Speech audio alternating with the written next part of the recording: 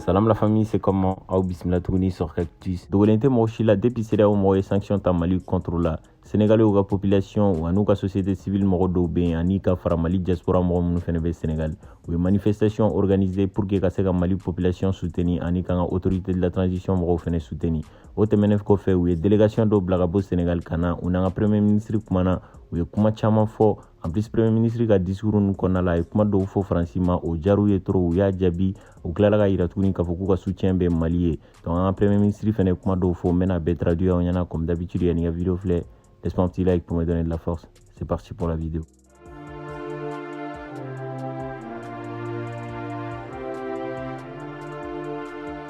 Sénégalais ka délégation bɔra Sénégal kana Mali la cɛ dɔw kun b'u cɛ la Imagine Africa président de do ale kuma ta a yira k'a fɔ ko fɛn min y'a to olu bɔra Sénégal kana Mali la k'olu y'a jateminɛ ka n'a ye k'a fɔ ko maliyɛnw bɛ kɛlɛ min na bi ni farafinna y'i sigi ka Mali lajɛ Mali ka bin ko n'a y'a sigi ka Mali bintola lajɛ Faransi bɛ ka kojugu ni jɔmaya min kɛ farafinna la a bɛ bila calendrier grec la o kɔrɔ b'a yira k'a fɔ ko a tɛ ban fo ka diɲɛ wuli ko nka Mali filɛ ni kɛlɛ min na bi n'an sera ka ɲɛ sɔrɔ a la a bɛ na ni yɛlɛma ye farafinna jamana caman na Mali dɔrɔn tɛ a bɛ na ni yɛlɛma ye jamana baden la cɛ filanan dɔ ye kuma ta ale y'a yira k'a fɔ ko Mali ye jamana min an ka yɛlɛma hɔrɔnya b'an bolo degun b'an kan maliyɛnw yɛrɛ de b'a dɔn an b'a dɔn an ni mɔgɔ min se ka baara kɛ ɲɔgɔn fɛ pour que ka se ka degun in ban donc ko maliyɛnw kan ka baara kɛ ni mɔgɔ ye mɔgɔ min y'u diya ka sɔrɔ u m'a ɲini mɔgɔ wɛrɛ fɛ u ma compte rendu kɛ mɔgɔ ye quoi cɛ sabanan kelen ka kuma ta ale y'a yira k'a fɔ ko Mali ni Sénégal tɛ kɔrɔ ni dɔgɔ ye ko filaninw de don différence bɛ kɔrɔ ni dɔgɔw ni ɲɔgɔn cɛ ko mais différence tɛ filaninw ni ɲɔgɔn cɛ Mali ni Sénégal kelen i n'a fɔ filaninw de k'olu ka laɲini ye basigi ka se ka segin ka na Mali la tɛmɛnen kɔfɛ Sénégal député dɔ ye kuma ta ale y'a yira k'a fɔ k'ale hakili b'a la don dɔ la an ka premier ministre Choguel Kokala Maïga delila ka kuma dɔ fɔ Faransi ma n t'a dɔn n'a sɔrɔ hakili b'a la le 14 janvier Dr Choguel Kokala Maïga ye discours dɔ kalan place des cinquantenaires la n y'a traduit aw ɲɛna o discours in kɔnɔna la a tun bɛ ka yira Faransi la k'a fɔ ko Français bɛ ka ɲinɛ mun kɔ dirigeant kɔrɔ minnu tun bɛ Mali la fɔlɔ olu tɛ yen bilen u mɔdenw de bɛ yen u n'u tulomasamaw minnu sɔnn'u ka jɔnya ma olu tɛ yen bilen u mɔdenw n'u tulomasamaw de bɛ yen donc député in y'a yira k'a fɔ ko Choguel Kokala Maïga ka o kuma in ko koloba de bɛ kuma in na en plus nafaba de bɛ kuma in na a tilala k'a yira tuguni k'a fɔ ko premier ministre Choguel Kokala Maïga ye kuma min fɔ o don ko ni Faransi sera k'a kuma faamuya a da ka d'a la par contre n'a ma se k'a faamuya a da man d'a la k'a bɛ fɛn baden de perdre Afrique wa a t'a sɔrɔ fo ka taa min kɛ député ma dogo a fɔ télé la directement k'a fɔ k'a dalen b'an ka autorité mɔgɔw la en plus a dalen bɛ Choguel Kokala Maïga la tɛmɛnen kɔfɛ Choguel Kokala Maïga de ye kuma ta a ye mɔgɔ ninnu fɔ u ka déplacement na ka na Mali la n'u ka solidarité la a tilala ka yira tuguni k'a fɔ k'olu ye fɛn dɔ de fɔ ko ni mɔgɔ fɛn fɛn bɛ baara kɛ Mali contre la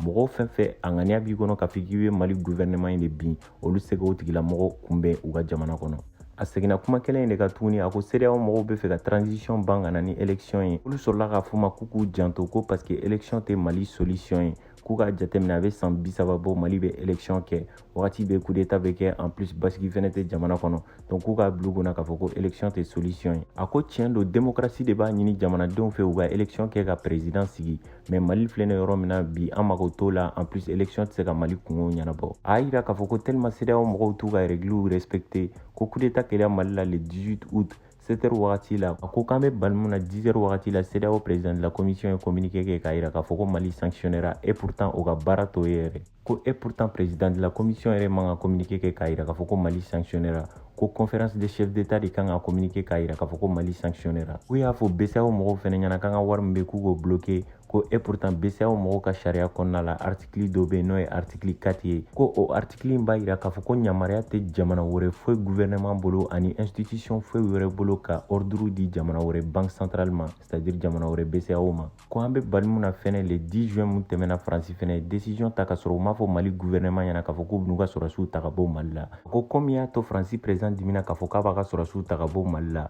o ko in tɛ sɔrɔsiw ka tagali kun bɔ ko in tiɲɛ yɛrɛ ye fɛn min ye ko c'est parce que wagati dɔ la Mali a décidé k'u ka premier ministre falen donc premier ministre kura min nana o tun tɛ ka Faransi ka baara kɛ donc Faransi y'a ɲini CEDEAO mɔgɔw fɛ k'a fɔ ko premier ministre kura min sigira Mali la k'u k'a falen donc ko CEDEAO mɔgɔw k'u ma premier ministre in choisi en plus militaire minnu fɛnɛ fanga la u ma premier ministre in choisi maliyɛnw yɛrɛ de y'a choisi k'a bila place in na donc u tɛ se k'a bɔ yen donc k'an bɛ bali mun na le fait que CEDEAO mɔgɔw y'a fɔ ɲɛna k'u tɛ se k'a falen donc tile 3 kɔfɛ u y'a décidé k'u ka opération suspend Mali la donc k'a kɛra u kɔnɔ k'a fɔ ko n'u ka opération suspend Mali la donc an ka président bɛna siran gouvernement bɛna kɛrɛn donc o la u bɛ gouvernement falen ka na ni gouvernement wɛrɛ mun bɛ sɔn u ka dabada ma donc kan ka président yɛrɛ m'u jate yɛrɛ ko depuis o yɔrɔ de la olu sɔmina k'a fɔ ko accord min bɛ Mali ni France ni ɲɔgɔn cɛ nafa t'a la ko accord bɛ mɔgɔ fila ni ɲɔgɔn cɛ mɔgɔ kelen bɛ se ka wuli cogo di k'a fɔ ko n t'a la donc ko kɔrɔ b'a yira k'a fɔ ko o accord in nafa t'a la ko depuis o wagati de la olu y'a bila u kunna k'a fɔ ko accord in kan ka jateminɛ ka ɲɛ ko hukumu de kɔnɔna la olu ko k'u bɛ accord in jateminɛ ka ɲɛ fɛn min da man di France la u b'o bɔ a la fɛn min da man di Mali la u b'o bɔ a la o la u bɛ se ka baara kɛ ɲɔgɔn fɛ k'olu ye accord in yɛrɛ viser ka ɲɛ ka sɔrɔ ka ci français ma k'a bɛ kalo damadɔ bɔ a b'u bolo tiroir kɔnɔna la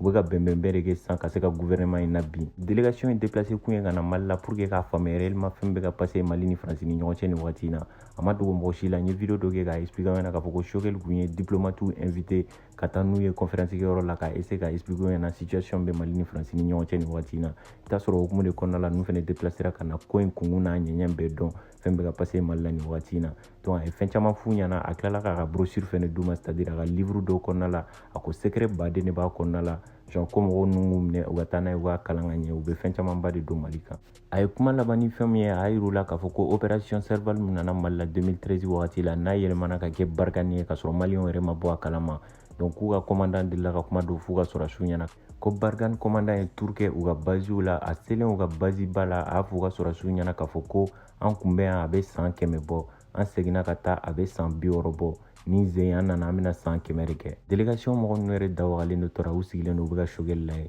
a y'a yira k'a fɔ ko in dogoma yɔrɔ yɛrɛ ye yan de ko in cɛma yɔrɔ yɛrɛ de ye nin k'a bɛɛ sɛbɛn livre in kɔnɔna la u ka taa ni brochure ye u ka kalan u bɛ bɔ tiɲɛ baden de kalama ko in tiɲɛ bɛɛ nin de ko sinon fɛn o fɛn bɛ ka fɔ a bɛɛ ye manamanakan ye franchement les gars nin discours in yɛrɛ ne dabali ban Choguel sisan il est déterminé à fond kɛlɛ in na an bɛɛ ka jɛ ka dugawu kɛ ala ka ko in ɲuman ban en plus ala ka na ni basigi ye Mali la bɛɛ bɛ k'a ye sisan ne bɛ fɛ mɔgɔw ka continuer ka na de Choguel ka continuer ka moral kɛ k'u ɲɛ yɛlɛn parce que camanba de bɛ u bɛ sunɔgɔ la franchement Choguel ka nin initiative ne fɛ a ka ɲi parce que a bɛ ka jamana caman opinion publique de ɲɛ yɛlɛn k'a yir'u la réellement ce qui se passe entre le Mali et la France actuellement donc a ma dogo mɔgɔ si la hali a ka discours tɛmɛnen in na a y'a yira France population na k'a fɔ ko foyi tɛ an n'u ni ɲɔgɔn cɛ fɛn bɛ ka passer a b'a n'u ka gouvernement de ni ɲɔgɔn cɛ parce que u ka gouvernement bɛ fɛ ka politique dɔ de mener Afrique mun man d'an ye an bɛ fɛ ka bɔ o jonya de la n'a continuera ka nin kɛ tantôt ka mɔgɔw ɲɛ yɛlɛn sous région kɔnɔna la yɔrɔ caman kɔnɔna la u bɛ se ka Mali favoriser parce que u fɛnɛ bɛ se ka wuli le fait que ninnu tun ye manifestation kɛ avant u ka se Mali la